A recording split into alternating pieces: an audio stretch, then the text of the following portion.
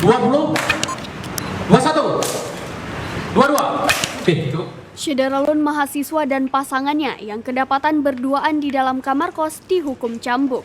Pelaksanaan cambuk berlangsung di Kompleks Bustanus Salatin, Banda Aceh pada Rabu 30 Maret 2022. Terpidana pelanggar kanun syariat Islam berinisial YF dan pasangan wanitanya FL masing-masing divonis cambuk sebanyak 22 kali. Jaksa Penuntut Umum atau JPU menyebutkan eksekusi pasangan non-muhrim ini dilakukan setelah adanya putusan dari Mahkamah Syariah. Keduanya melanggar pasal 25 ayat 1 Kanun Aceh nomor 6 tahun 2014. Siap. Prosesi eksekusi hukuman cambuk sepekan jelang Ramadan di Kompleks Bustanus Salatin disaksikan sejumlah masyarakat dan aparatur pemerintah Kota Banda Aceh. 22. Oke, cukup. Dari Banda Aceh, Henry, Srambyong TV.